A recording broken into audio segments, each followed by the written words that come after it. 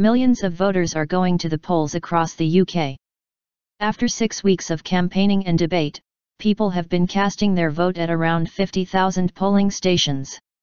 Polls close at 2200 hours BST with results from the first constituencies expected before midnight and the final result due on Friday afternoon. As well as the general election, there are more than 9,000 council seats being contested across 279 English local authorities. Mayors will also be elected in Bedford, Copeland, Leicester, Mansfield, Middlesbrough and Torbay.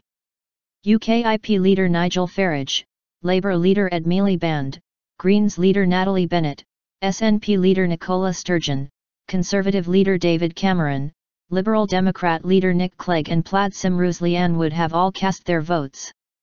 In Northern Ireland DUP leader Peter Robinson and Sinn Féin's Martin McGuinness in Northern Ireland have voted, as have SDLP leader Alasdair McDonnell, Alliance Party leader David Ford and Ulster Unionist leader Mike Nesbitt.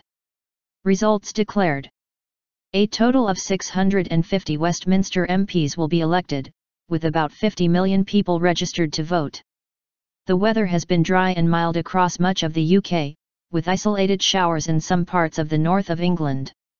The local votes taking place mean that nearly every voter in England, excluding London where there are no local elections, will have been given at least 2 ballot papers when they enter polling stations.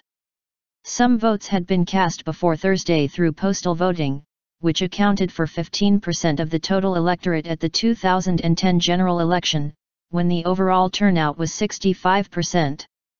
For the first time, people have been able to register to vote online. Most polling stations are in schools, community centres and parish halls, but pubs, a laundrette and a school bus are also being used. Coverage.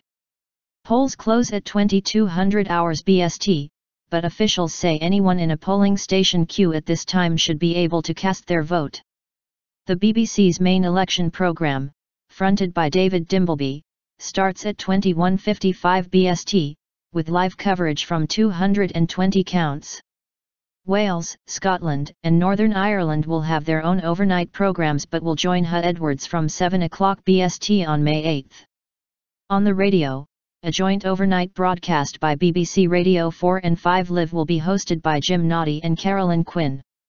Full coverage of the results as they come in will be on the BBC Politics Online live page and front page scorecard, with all the big breaking stories from around the country and analysis by correspondents.